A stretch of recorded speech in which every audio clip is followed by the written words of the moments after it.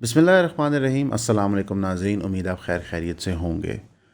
War on terror जब post 9/11 एक दुनिया में होती है तो उसके far reaching consequences basic Islamic nation states की गवर्नमेंट्स अंडरस्टैंड नहीं कर पाती। कोई अपने मुल्क को बचाने की खातिर जंग में शामिल हो जाता है, कोई ज़ाती मफादात के लिए जंग में शामिल हो जाता है, लेकिन हम एक परपेचुअल वॉर सारे मुसलमान इलाकों में शुरू कर देते हैं। उसके अंदर वन बाय वन हम रजीम्स डेस्टेबलाइज करते हैं। वो रजीम्स डेमोक्रेटिक हों, नॉन डेमोक्रेटिक हों, अथॉरिटेरियन हो, ये इरेलीवेंट होता है, क्योंकि अमेरिका को कोई फ़र्क नहीं पड़ता कि आपके मुल्क में किस किस्म की रजीम है, एज लॉन्ग एज उनके मकासद वहाँ पूरे हुए। इस डिस्टेबलाइजेशन का रिज़ल्ट खमियाजा हम सन 2001 से अभी तक भुगत रहे हैं, और उसकी एक परम्यूटेशन आपको देखने को मिली पिछले 24 घंटे के अंदर। इराक, अफ़गानिस्तान और पाकिस्तान की जंग एस्केलेट करती जा रही है। उसके अंदर पाकिस्तान आर्मी एक स्ट्राइक करती है अफ़गानिस्तान के काबुल एरिया के ऊपर, और उस काबुल के रीजन के अंदर वो एक एम्यूनेशन डिपो को टारगेट करते हैं। उसी के साथ एक रिहैब सेंटर होता है। अब पाकिस्तान और अफ़गानिस्तान की जो हिस्ट्री रही है मीडिया रिपोर्टिंग की, वो खासी कमज़ोर रही है। दोनों रजीम्स चीज़ें छुपाती हैं, दोनों रजीम्स चीज़ें प्रोपेगेंडा के तहत बाहर लेके आती हैं। लेकिन सवाल ये बनता है कि हम इधर खड़े हुए क्यों हैं। हम आपसे यहाँ बहस नहीं करने आए हैं कि जी अफ़गानिस्तान में क्या हुआ है या पाकिस्तान में क्या हुआ है। ये तो स्टोरी अगले 72 घंटे भी रिजॉल्व नहीं होगी। दोनों साइड्स अपनी साइड का प्रोपेगेंडा सामने रखेंगी, इंटरनेशनल सोर्सेज कोट करेंगी। मसलन आज तक इंडिया ये मानने को नहीं तैयार उनके 7 जहाज़ गिरे पाकिस्तान में, और दुनिया के बहुत सारे लोगों को तकरीबन यकीन है। लेकिन पाकिस्तान और इंडिया की जंग और पाकिस्तान और अफगानिस्तान की जंग फ़र्क है। पाकिस्तान और अफगानिस्तान की जंग दो मुसलमान मुल्कों की जंग है। इस वक्त आप अपना छाती पीटे पंजाबी नेशनलिज्म, अफगान नेशनलिज्म, सब स्टूपिड और रेलेवेंट हो चुका है। दुनिया बिल्कुल तकसीम हो चुकी है और वाज़े तौर पे नज़र आ गया है कि जो ग्रेट गेम इसराइल ने बनाई थी उसमें वो सक्सेसफुल हो गया। अफ़गानिस्तान के अंदर आपको इंडियन एजेंसीज़ मौजूद नज़र आती हैं। ईरान के अंदर जो तबाही और बर्बरियत हो रही है उसके पीछे भी आपको उन्हीं ताकतों के हाथ नज़र आते हैं।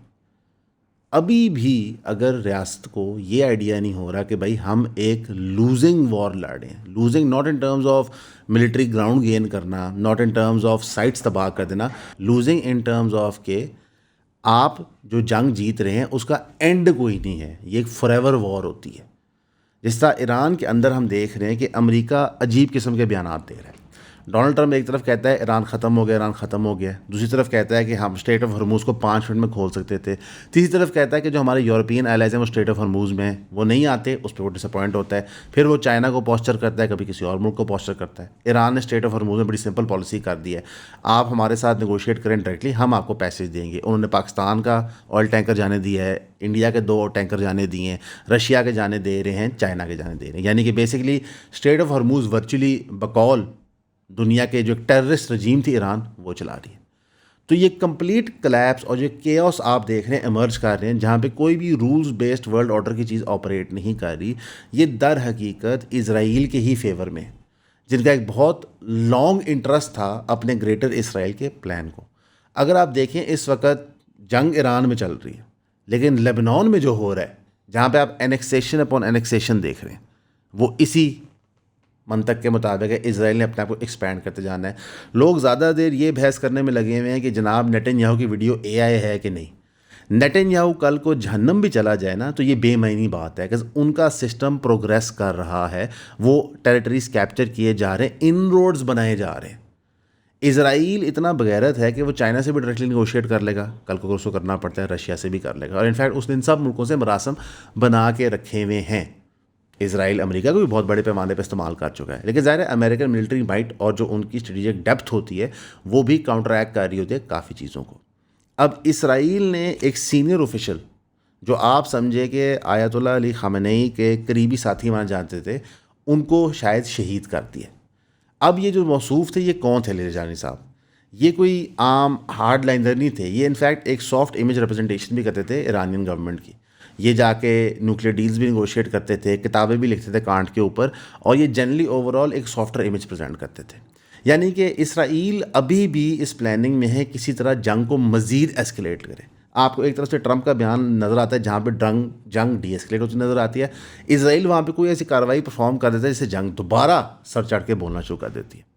बकौल डोनाल्ड ट्रंप के अभी 3 हफ्ते रहते हैं जंग के अंदर। इसराइल भी कह रहा है कि 3 हफ्तों के ऊपर हमने कई टारगेट्स मैप किए हैं। ईरान भी जंग ख़त्म करने के किसी मूड माहौल में लगता नहीं है। जब ईरानियन फॉरेन मिनिस्टर से पूछा जाता है कि आप जंग कब ख़त्म करना चाहेंगे या सीज़ फायर की आपको ऑफर है, कहते हैं हम सीज़ फायर करना ही नहीं चाहते। यानी कि टोटल केओस है।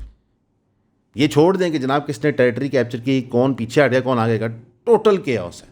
मुकम्मल इकॉनमी मुस्लिम मालिकों की बंद है। मसलन आप इंडोनेशिया मलेशिया गिनना चाहें तो गिन लें, लेकिन एक्चुअली पाकिस्तान से लेके ऑल द वे टू क्या कहते हैं फ़लस्तीन, मुस्लिम रियासतें बिल्कुल बंद हो चुकी हैं। इकोनॉमिकली एक लॉक के अंदर है।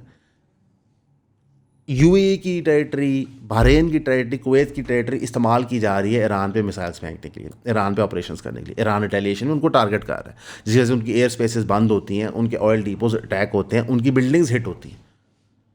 तो विनर कौन है? हर एक अपनी रियासत आपको बताएगी जनाब कि हम विनर हैं, हमने बड़ी अच्छी डील सिक्योर कर ली अपने लिए। पर पूरी की पूरी उम्मत इसके अंदर इनहेरेंटली लूज़र है और उसके कॉन्सिक्वेंसेस फार रीचिंग है इंडिविजुअल्स के ऊपर। छोटा कॉन्सिक्वेंस पाकिस्तान में देख लें ताकि आप अंडरस्टैंड करें, तेल 55 रुपया बढ़ गया, हालांकि हमने को बताया इसकी एक और वजह है, लेकिन बज़ाहिर जंग की वजह से जनाब ये बढ़ गया। नेक्स्ट कॉन्सिक्वेंस आप देख लें, पाकिस्तान ने अटैक किया काबुल के ऊपर इन रिटेलिएशन टू ड्रोन्स जो यहाँ इंटरसेप्ट होना शुरू हुए रावलपिंडी के ऊपर, इन रिटेलिएशन टू जहाँ पे एक्टिविटीज़ हो रही थी। इससे कॉन्सिक्वेंसेस कौन फेस करेंगे? आपके आम सिपाही और आम लोग। ज़ाहिर है अफगानिस्तान की गवर्नमेंट आपसे डायरेक्टली जंग तो लड़ नहीं सकती, उनके पास ना वो टेक्नोलॉजी है, ना वो इतने सोफिस्टिकेटेड हैं। उनके पास क्या है? सुसाइड बॉम्बर्स, वो यहाँ पे लॉन्च करेंगे। ये सॉर्ट ऑफ एक सेल्फ फुलफिलिंग प्रोफेसी है, जहाँ पाकिस्तान गवर्नमेंट बार बार देखा ना, हमने आपको कहा था ये दहशतगर्द हैं, ठीक है वो दहशतगर्द हैं, लेकिन ये कोई सोल्यूशन तो नहीं है ना चीज़ का, कि हम एक continuous state of perpetual war के अंदर हैं। और ये किसको सूट करता है? अमेरिका और इसराइल को सूट करता है, इंडिया को सूट करता है। तो एक तरफ हम कहते हैं हम इसराइल को रिकग्नाइज़ नहीं करते, एक तरफ हम कहते हैं इंडिया हमारा जानी दुश्मन है, लेकिन हम उन्हीं के ट्रैप से फंसी जा रहे होते हैं। आई मीन सॉरी टू से, क्या कहते हैं कि a man with his lack of foreign policy education, लेकिन उसका जो फॉरेन पॉलिसी का फ़लसफ़ा अफ़गानिस्तान वही अप्लाई होता है और कुछ नहीं हो सकता। मसलन आज से 30 साल पहले आप कुछ और सोच सकते थे, प्री वॉर टेरर कुछ और सोचते थे, पर आज आप नहीं सोच सकते। सऊदी अरेबिया और ईरान की जो हिस्टोरिक रिलेशनशिप रहा है वो बड़ा प्रॉब्लमेटिक रहा है, लेकिन आज जहाँ पे मामलात खड़े हुए हैं तो Saudi Arabia great restrain show करे डिस्पाइट द फैक्ट कि ईरानियन ड्रोन्स वहाँ पकड़े जा रहे हैं, क्योंकि उनको समझ आ गया कि भाई ईरान पे हमला करके कोई फ़ायदा हासिल वसूल होना नहीं है, कोई रिज़ल्ट इस चीज़ का निकलना नहीं है। तो मुस्लिम ममालिक, मुस्लिम लोग एक ऐसी जगह खड़े हो गए जाके उनके पास ऑप्शन ही कोई नहीं रहा। मसलन अगर let's say American media channels, media outlets, independent YouTubers ये रियलाइज़ कर रहे हैं कि उनकी हुकूमत वर्चुअली इसराइल चला रहा है, तो आपको क्यों नहीं समझ आ रहा कि जो आप मूव्स एज मुस्लिम नेशंस कर रहे हैं वो भी वर्चुअली इसराइली ऑर्केस्ट्रेट कर रहे हैं और आप नादानिस्ता तौर उनके अंदर फंसी जा रहे हैं। अब ऑब्वियसली इस काबुल स्ट्राइक के ऊपर कई बयानात हुए, आपको जहाँ पे यल्दा हकीम साहिबा मिली अफगान गवर्नमेंट की साइड लेते हुए, आपको नज़र आया कि बहुत सारे इंडिपेंडेंट इन्फ्लुएंसर्स मिले साइड लेते, आपको नज़र आया पीटीआई मिली साइड लेते, आपको नज़र आया कि बहुत सारे लोग पाकिस्तान गवर्नमेंट के साथ खड़े हो गए, लोगों ने वो लान तान शुरू कर दी। इसका रिज़ल्ट क्या है? कुछ भी नहीं, इसका कोई रिज़ल्ट नहीं है, कोई स्ट्रेटेजिक गेन किसी के लिए नहीं हुआ। और मैं आपको एक बड़ी सिक बात बताता हूँ, हमने फ़लस्तीन की जंग के अंदर देखा, नोबडी केयर्स। इसराइल स्कूल्स तबाह करता रहा, हस्पताल तबाह करता रहा, उसकी सैकड़ों फुटेजेस आती रहीं, एविडेंसेस आते रहे, हर चीज़ मंजर यहाँ पे आ गई, यूनिवर्सली एक्सेप्ट भी होगी, कोई कॉन्सिक्वेंस नहीं होता। तो अगर उन्होंने आपको डम डाउन करके जानवर बना दिया कि बस आप जंगें लड़ते रहें, मरते रहें, शहीद होते रहें, एक दूसरे कतरे आम करते रहें, तो हम हार गए हैं, वी हैव लॉस्ट। ये कोई मैं खुशी से आपको नहीं बता रहा, कोई ये प्रोपेगेंडा नहीं, ये रियलिटी है, हम हार गए। हमारा पूरा वेस्टर्न बॉर्डर, ये वेस्टर्नली पाकिस्तान की बात में, पूरा वेस्टर्न बॉर्डर डिस्टेबलाइज हो गया। ईस्टर्न तो था ही ना। हम लड़ रहे हैं, ठीक है, हम लड़ते रहेंगे, डेथ ओवर डिसऑनर, हम एंड तक लड़ते रहेंगे, लेकिन अब ये परपेचुअल वॉर। तो ये जो आपने प्लान्स अपने दिमागों में बनाए होते थे कि जनाब हम बड़े होएंगे, मकान बनाएंगे, गाड़ियाँ लेंगे, ये भूल जाएं आप। अब आप एक परपेचुअल वॉर स्टेट में चले गए। बाकी जिन लोगों को लग रहा था कि जनाब, मैंने बड़े बड़े तज्ज़िये नगार के तज्ज़िये सुने कि पाकिस्तान नेक्स्ट हो ही नहीं सकता, अभी ईरान जंग ख़त्म नहीं हुई, IRGC गिरी नहीं है, तो पाकिस्तान नेक्स्ट हो गया है। आपका इंटरनेशनल इमेज डिस्ट्रॉय हो रहा है। आप जितना मर्जी आके सफाई पेश करते रहें, लेकिन इंटरनेशनल कम्युनिटी कौन सी कोई एजेंडा फ्री चल रही होती है? हर मीडिया आउटलेट का एजेंडा होता है, डिफरेंट एजेंसीज उनको कंट्रोल करती हैं, डिफरेंट इंटरनेशनल प्रोपेगेंडा उसके ऊपर हो रहा होता है। मसलन हमने इंडिया में ऑब्ज़र्व किया कि पूरा का पूरा जो उनका यूट्यूब इंफॉर्मेशन सफ़ेयर है वो सारा का सारा रॉ की ईमा पे काम कर रहा है। तो आप ऐसी फोर्सेस से अब लड़ रहे हैं जहाँ पे आपके पास सिर्फ एक ऑप्शन है कि आप मुसलमान पे ही एतबार कर सकते हैं, और उसके अंदर भी आपको बहुत बड़ा दिल रखना पड़ेगा कि आप बिल्कुल सीना खोलें और बहुत सारी चीज़ें बर्दाश्त करें। अगर आप वो बर्दाश्त नहीं करेंगे, आपके सामने परपेचुअल जंग लड़ रही है। अस्सलाम वालेकुम प्यारे बच्चे और बच्चियों, आप जब भी मुझे कहीं मिलते हैं तो बहुत से सवालात पूछते हैं और आप मेरे हर प्लेटफॉर्म पे, हर जगह पे आप सवाल डाल रहे होते हैं। मेरे टीम के लिए बहुत मुश्किल हो जाता है उनको इकट्ठा करना और मुझ तक पहुंचाना। मेरी आपसे रिक्वेस्ट है, जितने मर्जी सवाल पूछें, 100 पूछें, 200 पूछें, आई एम गेम। एक तो नीचे दिए हुए व्हाट्सएप नंबर पे और ईमेल एड्रेस पे आप वो सवालात भेजें, बड़ी तफसीली गपशप हुआ करेगी एंड इंशाल्लाह I am going to love the interaction जो आपके साथ मेरी होगी। बहुत शुक्रिया। शहबाज शरीफ साहब अनाउंस करते हैं ऑस्टेरिटी मेजर्स। वो कहते हैं हमने मेक श्योर करना है, अभी दोबारा उन्होंने किए फेडरल गवर्नमेंट के ऊपर, हमने मेक श्योर करना है कि जनाब जो हमारा तेल है उसके स्टॉक पास हमारे पास मौजूद हो। ऑस्टेरिटी मेजर्स के अंदर वो कहते हैं कि जनाब employees of SCOs and autonomous bodies will face salary cuts ranging from 5 to 30%। Third party audit will review the grounding of 60% of government vehicles and 50% fuel cut for official vehicles. यानी कि जो उन्होंने पहले बातें की थी सॉर्ट ऑफ रिपीट करते हैं। Complete ban on the purchase of new vehicles and other government purchases, यानी कि सरकारी कोई भी चीज़ एक्यूमुलेट होनी है उस पर मुकम्मल बैन है। Salaries of cabinet members, ministers and advisers for the next 2 months will be diverted to public welfare savings. इस सब के दौरान 9 करोड़ रुपए की गाड़ी खरीदी जाती है चेयरमैन सेनेट के लिए। वो एक नई total land cruiser with number plate SEN 9 लेते हैं, जो ऑर्डर हुई थी मई 2025 में using saving from the previous senate's budget, वो प्रोक्योर की जाती है। ये एक रिडिकुलस लूप है। अभी कुछ अरसा पहले आपको नज़र आया जी एक हवाई जहाज़ का मसला हो गया कि जनाब उस पर हनीमून हुआ कि नहीं हुआ, कैसे हुआ, क्यों हुआ।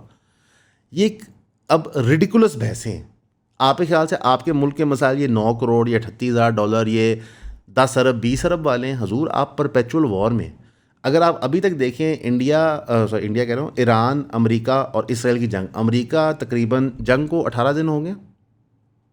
18 दिन जंग के अंदर वो $100 बिलियन के फिगर को टच कर रहे हैं, ये अमेरिका। ईरान का हम डैमेज देखें, $100 of billions हो गया है। मगर तेहरान इटसेल्फ के अंदर 2200 से ज़्यादा लोकेशनें हैं जो कम्प्लीटली तबाह हो चुकी हैं, इंफ्रास्ट्रक्चर डैमेज हो चुका है। अगर हम इसराइल की बात करें, उनका भी यही है। तो आप जिस दुनिया के अंदर चले गए हैं 2026 में, जिस डायनेमिक में चले गए हैं, ये सब नॉनसेंसिकल बहसें हैं। हमारा मोस्ट पॉलिटिकल डिस्कोर्स जिस वक्त हो रहा है वो रिडिकुलस है।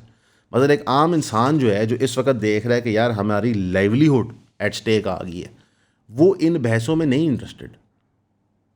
आपके बलूचिस्तान के अंदर जो पाकिस्तान वाली साइड है और जो ईरान वाली साइड है, छोटे छोटे ऑपरेशंस BLA ने शुरू कर दिया है। इंडियन यूट्यूबर्स मेन स्ट्रीम पे आके आपको बता रहे हैं कि जनाब कैसे मास्टर स्ट्रोक खेला है मोदी ने। और जो वो उनका मोटा नहीं है रॉ का, वो जो अजीब सा एक आदमी है जो मोदी के साथ साथ फेर होता है, उसको बड़ा वो सुपर स्पाई प्रेजेंट करते हैं, अजीत डोगल। मैं उसको छोटा बुल टेरियर कहता हूँ, ठीक है।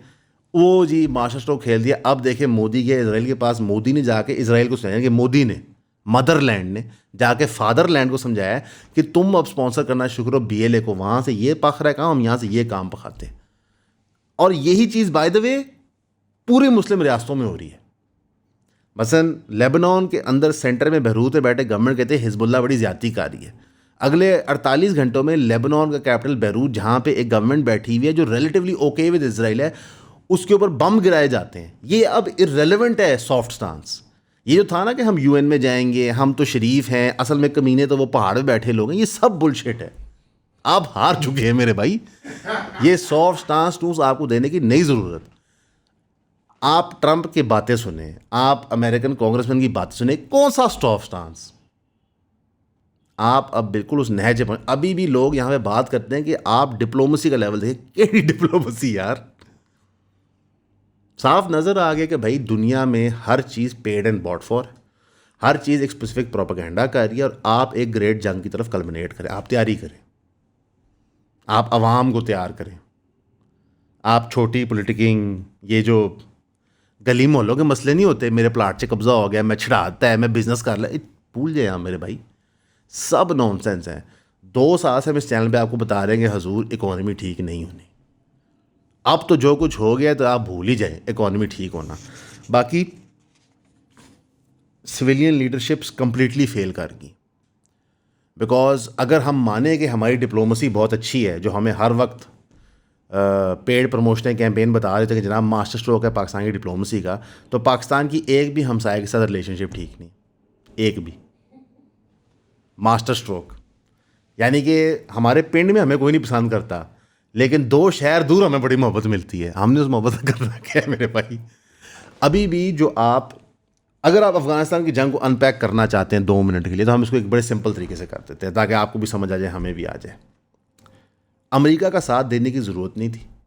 आपने ये मैं बात करूँ वॉर ऑन टेरर जो इनिशियल लॉन्च हुई थी, आपने एक इनेविटेबल चीज़ जो जंग पाकिस्तान आई थी उसको सिर्फ 10-15 साल डिले किया था।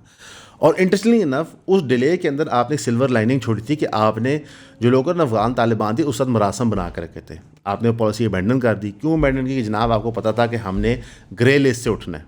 यानी कि आप जाल देखें, एक तरफ आपको इकोनॉमिकली दबाया गया, आपने सोचा इससे निकलने के लिए हम अपनी एक लॉन्ग टर्म पॉलिसी छोड़ देते हैं। आपने वो पॉलिसी छोड़ी, उस दिन के बाद से आपकी इकॉनमी बाउंस बैक नहीं की। बड़ी अजीब सी बात है ना, आप ग्रे लिस्ट पे तो नहीं है, इकॉनमी नहीं आपकी चल पा रही। मसलन एक बात है, अमान अक्सर ऑफ कैमरा कहता होता है फेक एंड समथिंग, वो समथिंग मैं कह नहीं सकता। दुनिया का मईशत का निज़ाम, दुनिया का डिप्लोमेसी का निज़ाम, दुनिया का रूल्स बेस्ड वर्ल्ड का निज़ाम फेक है। मसलन अनफॉर्चुनेटली ये बात शायद आपको बड़ी बुरी लगे, लेकिन लिटरली आप कह सकते हो कि हम सूद नहीं देंगे, आप लिटरली ये कह सकते हो, ठीक है। और मैं हैरान होता हूँ कि हमारे दोस्त कैसे समरसॉल्ट्स मारते हैं, कलाबाजियाँ खाते हैं ये सच प्रूव करने के लिए कि नहीं, ये जो नॉनसेंस दुनिया ग्लोबल इकोनॉमी में ये सही है, बकवास है, सब झूठ है। ये लिटरली ऐसे है कि वैनगार्ड एक कंपनी और ब्लैक रॉक, अगर आप फिगर आउट करना चाहिए ना कौन किसको ओन करता है, ये इम्पॉसिबल है। ये एक दूसरे को भी ओन करते हैं, नहीं भी करते, ये सब कुछ भी ओन करते हैं और नहीं भी करते। ये सब फेक है मेरे भाई। ये सिर्फ कागजी कार्रवाइयाँ पूरी करनी होती है क्योंकि जो एक्चुअल ओनर्स हैं हर चीज़ के, उन्होंने अपने आप को शील्ड करना होता है, और वही बैठ के तकनीक का नाचते चाह रहे होते हैं और हम नाची जा रहे होते हैं। अभी ट्विटर पे एक तूफान बदतमीज़ी था, मैं हक में हूँ ट्विटर को बैन करने के, ठीक है। मैं बिलीव करता हूँ कि ये दज्जाल पर्सनली आकर उसने ट्विटर बनाया था, वो खुद आया, उसने खुद बनाया ट्विटर, एलॉजी ट्विटर। एक तूफान बदतमीज़ी था जहाँ पे माइक्रो एनालाइज किया जा रहा है कि काबुल का जो ब्लास्ट है वो उसके अंदर जो ऑरेंज करके ऐसी शुआएं उड़ी हैं ना, इससे साबित होता है एक्स, और दूसरी तरफ बात करिए कि नहीं हम साबित दिखाएंगे वाई। और अगर आप वो अकाउंट्स देख लेना, उनमें से एक भी फौज का नहीं है, मतलब कि वो फौजी नहीं है, उनमें से एक भी कोई वॉर जर्नलिस्ट नहीं है। पागल हो गए हैं लोग, और गालियां, नंगी गालियां। रमज़ान का महीना है, ठीक है, तो हम हार गए हैं, वी हैव लॉस्ट। मसलन के एक कंटिगुअस बॉडी है हिस्टोरिकली अफ़गानिस्तान से लेके all the way to Bangladesh, जिसकी एक शेयर्ड हिस्ट्री है जो काफ़ी एंशिएंट सिविलाइजेशन से पुरानी है, ठीक। उनको आज तक यही नहीं समझ आ रही कि आर्बिट्ररी लाइंस ड्रॉ करके कुछ हासिल वसूल नहीं होता, आपको एक पैक्ट बनाना पड़ता है। अगेन अब लोग कहेंगे कि जनाब देखें ना, हमें देखना चाहिए कौन इसके बेनिफिशरीज हैं। कोई भी नहीं इसके बेनिफिशरी, कोई भी बेनिफिशरी नहीं है। मसलन अगर आपको लगता है कि मुशर्रफ साहब जो पैसे बना के थे वो बेनिफिशरी, नहीं हो बेनिफिशरी। एक हार्श रियलिटी है लाइफ की, जब आप लेटर स्टेज ऑफ लाइफ में पहुँचे तो मनी कॉम्पनसेट नहीं कर रहा होता हर चीज़ को, वो इक्वेट नहीं कर रहा होता। प्राइड, ऑनर, आपने अपने लोग ले, ये चीज़ें मैटर करती हैं, ये रियलिटी है। बाकी ना ट्रंप को समझ आ रही है क्या हो रहा है, वो भी भुखलाया हुआ है, ना ही क्या कहते हैं मिडल ईस्ट को समझ आ रही है क्या हो रहा है, वो भी भुखलाए हुए हैं, ना ही पाकिस्तान को या अफ़गानिस्तान को समझ आ रही है क्या हो रहा है, वो भी भुखलाए हुए हैं। पूरा का पूरा यूरोप इस वक्त हाथ उठाए खड़ा हुआ है। साउथ कोरिया ने नाराज़गी का इजहार कर दिया कि जनाब ये इंटरसेप्टर कहाँ लेके जा रहे हो, तुम्हारी मेहरबानी। नॉर्थ कोरिया में बैलिस्टिक प्रोग्राम अपना चेक कर रहा है कि कैसा चल रहा है। तो बिल्कुल आप समझें कि जो एक फसाद मचाने का काम इज़राइल ने 1948 से शुरू किया है, वो अपने पीक पॉइंट पे है कि लिटरली उन्होंने 3500 अमेरिकन मरीन्स इंगेज किए हैं जो पोटेंशियल ग्राउंड इन्वेजन के लिए, और अपना एक भी सोल्जर कमिट नहीं किया। जंग तो उन्हीं की है ना, अकल तो ये मानती है कि वो भेजें। हाँ, लेबनान में वो ग्राउंड इन्वेजन खुद कर रहे हैं, वहाँ उन्होंने अमेरिका को नहीं बुलाया कि जनाब आप आगे कर लें, लेबनान में जो भी स्ट्रेटेजिक डेप्थ है वो इसराइल खुद लेना चाहता है।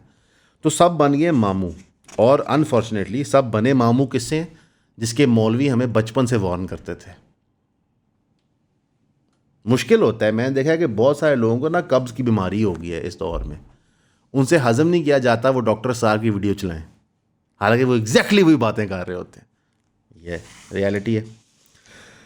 अगर आप, आखिरी जो मैं बात इधर करना चाहूँगा वो ये है कि अगर आप अगले 2 3 4 हफ्ते मैप करना चाह रहे हैं ताकि आप कोई अपनी ज़िंदगी कोई सेम्बलेंस ऑफ नॉर्मलसी दे सकें, अव्वल तो ये खासी मुश्किल है, तो वो ये है कि अपने आप को प्रिपेयर करें लॉन्ग टर्म जंगों के लिए, अपने फ्यूचर के प्लान्स उसकी बुनियाद पे बनाएं, अपनी अंडरस्टैंडिंग ऑफ के यूरोपियन ममालिक सेफ़ हैं या मिडल ईस्टर्न ममालिक से इसको चेंज करें। आपकी जो ओरिजिनल कंट्रीज़ हैं वही आपके लिए ठीक हैं, वहीं पे रहें, वहीं पे काम करें, वहीं पे ज़िंदगी बसर करने की कोशिश करें। और सबसे ज़रूरी ये है कि अपनी नीड्स और वांट्स को डिफरेंशिएट करें, अपनी नीड्स पे फोकस करें, वांट्स को फ़िलहाल इग्नोर करें। ये एक फेक दुनिया बनाई जाती है सोशल मीडिया पे, जहाँ पे आपको लग्जरी स्पेंडिंग, ये शौकीनियात दिखाया बताया जाता है कि आप ये चीज़ें अचीव कर सकते हैं, बिल्कुल नहीं कर सकते। और ये चीज़ें इस वक्त हमारे लिए आपको समझाना और भी ज़्यादा आसान हो गया 2 साल पहले की बनस्बत, कि अब आपको वो सारी रियल टाइम में तबाह होते नजर आ रहे हैं। पूरी की पूरी दुबई जो एक फ़ेक चीज़ है, एक फ़ेक है, मतलब कि आप समझेंगे एक म्यूज़ियम में मुजस्मा है, वो पूरा एक्सपोज आपके सामने। तो प्लीज़ आप अपनी ज़िंदगियों से अब खुश होएं, छोटी छोटी खुशियाँ एंजॉय करें, अपने बच्चे एंजॉय करें, अपने माँ बाप एंजॉय करें, अपने दोस्त एंजॉय करें, यही चीज़ें हैं। बाकी ये सब नॉनसेंस है। दुआ कीजिए, हमारे लिए भी करें, हम आपके लिए भी करेंगे, मुसलमानों के लिए दुआ करें, मुसलमान लीडर्स के लिए दुआ करें, अल्लाह इनको हदायत दे दे। इनके दिलों के अंदर जो सख्ती आ गई ना कि हम ही सही हैं और बाकी सब गलत हैं, और ये यूनिफॉर्मली सब के अंदर आई हुई है, इसको अल्लाह दूर कर दे। और जो मुश्तरका एनिमी है उसको देखें। मसलन इस वक्त जो ईरान में हो रहा है, सबसे पहली चीज़ पता क्या होनी चाहिए थी? सारे मुस्लिम ममालिकों के जो लीडरान हैं उनकी मीटिंग होनी चाहिए थी कि ये हो क्या रहा है। वो अभी तक नहीं हुई। इंडिविजुअली कोई लीडर किसी को जाके मिल ले तो मिल ले। अगर ये सारे लीडर एक पेज पे आके बैठते तो 100% पाकिस्तान और अफगानिस्तान की जंग एस्केलेट ना करती। ऑफ़र कौन कर रहा है मिटिगेट कराने के लिए? चाइना कौन बनता है? आप मुसलमान लीडर क्या कर रहे हैं? मसलन सऊदी अरेबिया के क्राउन प्रिंस, यूएई के बादशाह, कतर के, कुवैत के, बहरीन के, सीरिया, लेबनान, इजिप्ट, जितने ममालिक है, पाकिस्तान, ये सब इकट्ठे होते कहते हैं भाई मदद हो क्या रहा है। ये कैसे हो सकता है कि हमारी आंखों के सामने 26-27 साल में हमारे पूरे इलाके डिस्टेबलाइज हो गए, और वाहिद जो मुस्लिम रियासतों का मॉडल एक्सेप्टेबल है वो मलेशिया और इंडोनेशिया है, जिनको कॉन्कर करने के लिए मेरे ख्याल आप 100 मरीन भेजेंगे तो वो कॉन्कर हो जाएंगे। पीछे से अमान बोला 100 थोड़ा कम बोल दिया, 1000। ठीक, तो इन सब के लिए दुआ कीजिए, हमारे लिए कीजिएगा। हमेशा की तरह आपका सुनने का शुक्रिया।